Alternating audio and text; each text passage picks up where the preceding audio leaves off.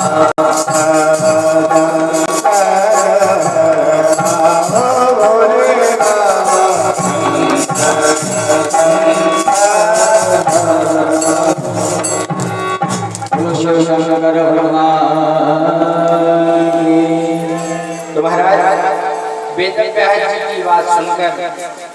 जी की बात सुनकर भोले बाबा कैलाश पर्वत की ओर चल पड़े। तो महाराज व्यास जी ने ध्यान लगाकर देखा अपनी पत्नी के गर्भ में सुखदेव जी महाराज बैठे हुए और वेद व्यास जी अपने पुत्र से कह रहे हैं कि तुम बाहर आओ, तुम बाहर आओ। तो वेद सुखदेव जी महाराज ने अपने गर्भ से ही पिताजी से कह दिया कि मैं बाहर नहीं आऊंगा, मैं बाहर नहीं आऊंगा। तो पिताजी मैं बाहर नहीं आऊंगा। तो वेद व्यास जी बोला बेटा क्यों? सुखदेव जी महाराज कहते हैं अगर मैं बाहर आया तो मैं इस परमात्मा की माया से लिपट जाऊंगा, क्योंकि जब गर्भ में बच्चा होता है तो उसे परमात्मा की माया घेरती नहीं है, घेरती है कि नहीं होती, घेरती है कि नहीं घेरती। और ज्यों ही जब पुत्र या पुत्री बाहर आती है तो उसे परमात्मा की माया घेर देती, परमात्मा की माया घेर देती। तो अगर मैं बाहर आया तो मुझे परमात्मा की माया घेर देगी। और वेद व्यास जी कहते हैं पुत्र मैं तुम्हें विश्वास दिलाता हूँ कि तुम्हें परमात्मा की माया नहीं घेरती। तो बार बार कहने पर भी सुखदेव जी माँ के गर्भ से बाहर नहीं, माँ के गर्भ से बाहर नहीं। और व्यास जी माँ के गर्भ से बाहर नहीं आओ। व्यास जी अपने शिष्य को बड़े भागवत के सुंदर सुंदर श्लोक पढ़ाते हैं। अगर कुछ श्लोक गलत हो जाते हैं तो सुखदेव जी महाराज गर्भ से ही उपदेश देते हैं कि ये श्लोक गलत है। तो देखिए वेद व्यास जी को यह सुनकर बहुत ही प्रसन्नता हुई कि देखो मेरा पुत्र अभी गर्भ में है और गर्भ के अंदर से मुझे उपदेश दे रहा है, उपदेश दे रहा है कि महाराज आपको बता कि सुखदेव जी महाराज अपने पिता से व्यास जी सुखदेव जी अपने पिता से बार बार आग्रह करने पर भी बाहर नहीं। लेकिन आपकी माया ऐसी है कि जो भी किसी को छोड़ती है, ऐसा नहीं है कि संसार में कोई भी प्राणी नहीं है जिसने परमात्मा की माया से घिरा हुआ। लेकिन सिर्फ एक ही ऐसे व्यक्ति हैं जो भगवान की माया से परे, वो परे हैं। और जैसे जब आकाश की बूंद गिरती है, जैसे बारिश होती है ना, जैसे बारिश होती है, जब तक वो आकाश से गिरती है, जब तक जमीन पर नहीं गिरती, जब तक जमीन पर नहीं गिरती तब तक वह मैली नहीं होती। अब जैसे ही आकाश से बूंद जमीन पर गिरी तो वह किससे लिपट जाती है? किससे लिपट जाती है? मिट्टी से लिपट जाती है। तो वह परमात्मा की माया से लिपट गई, लिपट के लिए। तो उसी प्रकार वेद व्यास जी कहने लगे कि पुत्र तुम एक बार बाहर आओ, मैं परमात्मा की माया भी तुम्हारे ऊपर थोड़ी सी भी नहीं पड़ने दूंगा। बस एक इस संसार में आते ही वैसे इस रूपी मिट्टी में लपट जाती है, गंदा हो जाती है, बस बूंद गंदी हो जाती है। तो गोस्वामी तुलसीदास जी कहते हैं भूमि परत भावर पानी, भूमि परत भावर पानी, जिम जीवहि माया लिपटानी। माया भूमि परत भावर पानी। महाराज इस धरती पर कोई भी प्राणी परमात्मा की माया से नहीं बचा। क्या आप लोग परमात्मा की माया से लिपटे हो? लिपटे हो कि नहीं लिपटे? आप लिपटे, हम भी लिपटे, हम भी लिपटे हैं। आप लोग बस लिपटे, हम भी लिपटे हैं, है ना?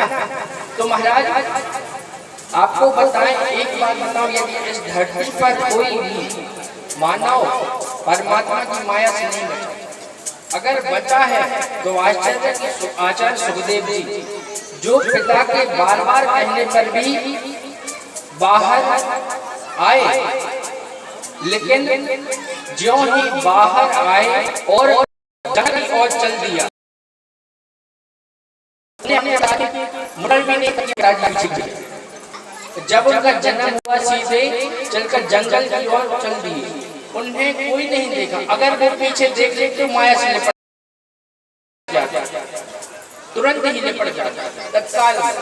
तो महाराज कहते हैं, यम प्रवचनमनुपेतमपेतकृत्यं द्वैपायनो विरह कातरया जुहावा पुत्रेति तन्मयतया तरभो विनेदुस् तं सर्वभूतहृदयं मुनिमानतोऽस्मि। वेदव्यास जी अपने पुत्र से कहते हैं, जरा पुत्र ठहरो, एक बार तुम मेरी तरफ मुड़कर देखो। अगर तुम एक बार मुझे मुड़कर नहीं देखोगे, क्योंकि सुखदेव जी को पता था कि मैं मुड़कर देखूंगा तो मैं माया से लिपट जाऊंगा महाराज, इसलिए वो मुड़कर नहीं देखे और आगे की ओर चलते गए, आगे की ओर चलते गए। और इसके बाद दूर जाने के बाद आचार्य सुखदेव जी दिखना बंद हो गया, यानी जंगल का बहुत घन था। उनने तो पीछे देखा ही, सीधे आगे आगे देखते गए, चले गए चलते, और पीछे से वेदव्यास जी उनसे पुकार रहे हैं कि पुत्र जरा ठहरो ठहरो, तुम एक बार मुझे देखो। मैंने अगर, क्योंकि वेदव्यास जी ने 12 वर्ष तक अपने पुत्र की प्रतीक्षा की कि जब मेरे पुत्र होगा तो मुझे बहुत प्रसन्नता होगा, लेकिन पुत्र कैसा कि जब वह जन्म लिया और जंगल की ओर चल पड़ा। तो महाराज आज उन माता पिता के हृदय से पूछो जिनके पास पुत्र और पुत्री ना हो। कैसी? जिन माता पिता से पूछो जिनके पास पुत्र और पुत्री नहीं, उनको कैसे लगता है? लगता है कि नहीं लगता? कितना बहुत ही खराब लगता कि मेरे पास पुत्र नहीं, और वेदव्यास जी के पास पुत्र होते हुए वो जंगल में चल पड़ा। बताइए ऐसे पुत्र कैसे? तो भाई वेदव्यास जी खड़े होकर वृक्षों से पूछ रहे हैं, क्या तुमने मेरे पुत्र को देखा?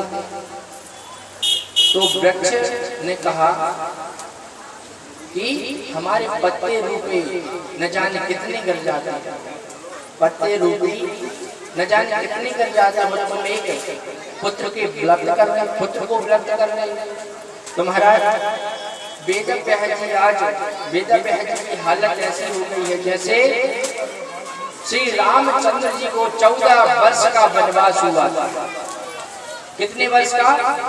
14 वर्ष का वनवास हुआ।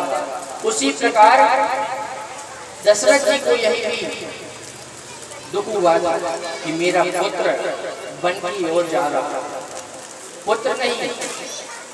श्री राम जी और लक्ष्मण जी और सीता मैया तीनों लोग जंगल की ओर चले, और क्योंकि जैसे उन्होंने दशरथ जी ने सिर्फ एक ही बार बोला अपने राम से कि जाओ पुत्र, तुम्हें 14 वर्ष तक वनवास में बिताना है, 14 वर्ष तक वनवास में बिताना है, और उन्होंने यह भी नहीं किया कि मैं नहीं जाऊंगा।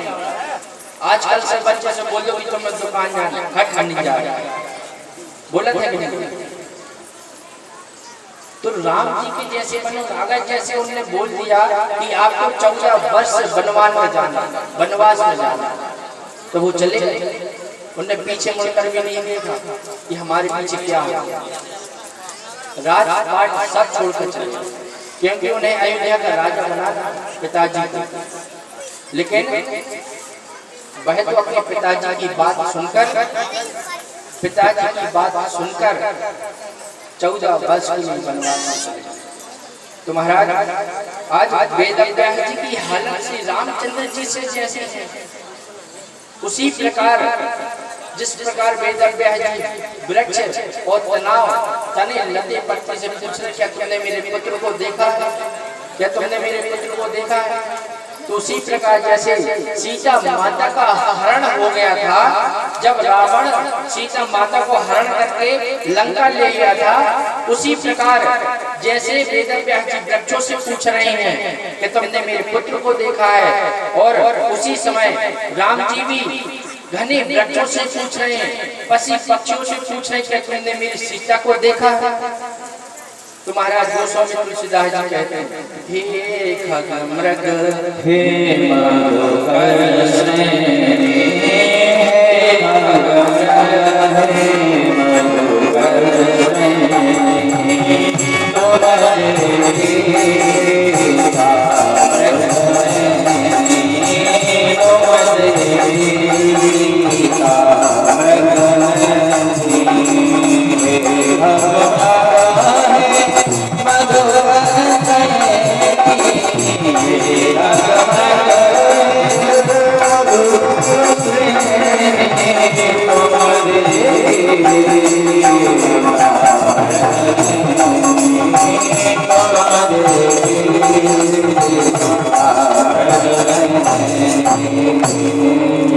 महाराज उसी प्रकार वेदव्यास जी वृक्षों से पूछ रहे हैं, क्या तुमने मेरे पुत्र को देखा? क्या तुमने मेरे पुत्र को देखा है? वो कहाँ है? तो महाराज वृक्षों ने बड़ा ही सुंदर उत्तर दिया कि कहाँ हम जड़ और कहाँ हम चैतन्य, कहाँ हम जड़ और कहाँ हम चैतन्य। पुत्र के लिए व्यक्त कर रहे हैं, हमारे पत्ते रूपे पुत्र न जाने कितने कर जाते हैं। तो महाराज पुत्र न जाने कितने कर जाते हैं। तो वेदव्यास जी ने वृक्षों की बात सुनकर और जी महाराज ने प्रश्न का उत्तर दिया कि जीवों का कल्याण, अभी हम अच्छा किए थे ना, ये तो उसी का उत्तर देते हैं, सबै में परोधन रतो रक्षी रदोक्षते अहेतु प्रतिहता।